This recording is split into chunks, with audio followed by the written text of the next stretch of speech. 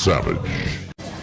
Is there anyone down below who should be up here that we can browbeat for a few minutes? 100 years ago, my grandfather arrived at Ellis Island in steerage. Many of you have a similar story. Maybe it was more than 100 years ago for you.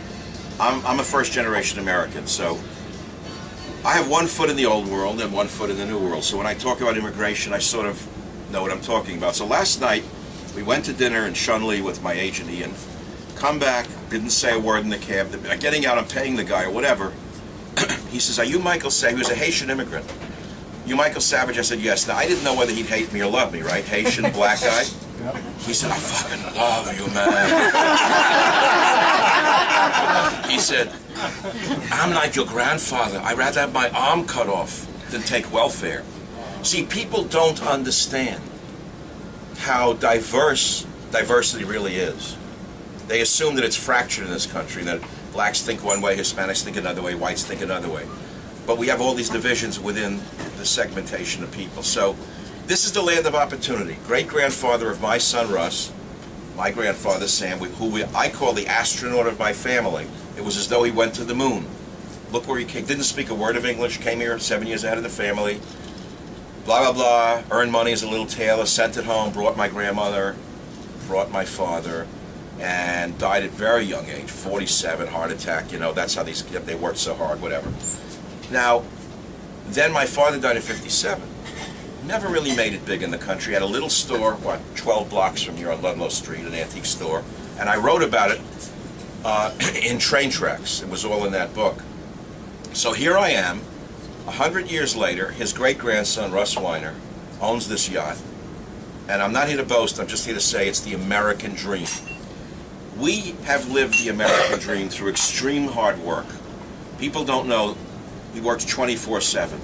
My wife works 24/7. I shouldn't say it. Companies don't run themselves, as you know, whether it's Westwood One, John and Lou Dickey, Hachette, someone's running those companies. If salesmen aren't producing, they're fired, right? I heard silence go through the room. I mean, if my son ran Westwood One, half of you wouldn't be here, for example. I'll be the bad guy tonight. He just fired half his staff in New York today. But anyway, the point is, we're living the dream. But what my grandfather fled and his great-grandfather fled was communism, Bolshevism, revolution. What do we have in America today? We have $27 million apartments on Jane Street. I took a bicycle ride today. I saw a building, it was a former nursing home, the painter told me. Red brick building, looked like a school. So I said, how much do these cost? Are they condos? He said, no man, they're for billionaires. How much are they? He said, $25 million for these 2 floors, and they're putting $5 million into it. I said, what? He said, yes, that's what they're putting into this building. This is what's going on. We have 2 societies, right? 3 maybe?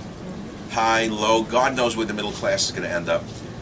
But we have people who would like to stop that. We have people who would like to end it. We have people who like to take it away, turn the city back, turn the country back. And the answer is somewhere in the middle, isn't it? Isn't it somewhere in the middle where everyone can dip their beaks, as the Godfather said, everyone can feed a little bit in our country? But we don't want Bolshevism. We don't want communism, do we? But we have the same forces that operated in Russia are now operating in the West. And that's what we have to be cognizant of. And that's what my show is about. It's not the extreme element of screw the poor, let them eat cake, let them eat peanuts. The issue is don't take from those who have worked so hard. Don't steal it from them, because without them there'd be nothing. We'd have one salami in a butcher store like they had in the Soviet Union. Remember what Russia was like when you were a kid? Many of you are over 50. Remember the images of the Soviet Union? People lining up around the block, one salami in the butcher store. Why? Why would the butcher invest in a piece of meat? Why would the farmer raise the cows if he couldn't sell it and make a profit? People don't even understand what the profit motive is. It's not all evil. It's become a dirty word, right? Hasn't capitalism become a dirty word? Is it a dirty word? The whole world runs on that. So what I'm saying is, thank God we have a capitalist system. It's not evil. It's good. And I'm glad we're here. I'm not going to get to the gecko thing of greed is good. I'm not going there. I didn't go there. All I said was capitalism is good, investment is good, business is good, sales are very good. Ratings are even better. And I want to thank you all for taking time out on a sweaty August day. It was a last-minute thing.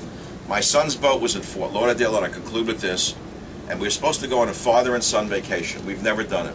We're both afraid of each other. We're both too hard-headed to spend any time in a tent. Hunting moose, fishing, we don't like killing things.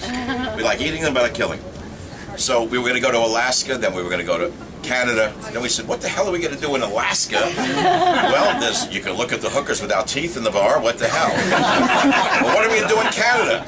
Well, there's always the Royal Canadian Mounted Police. I mean, I don't know. So he said, Dad, let me send the boat up to New York. I said, okay, that was last week.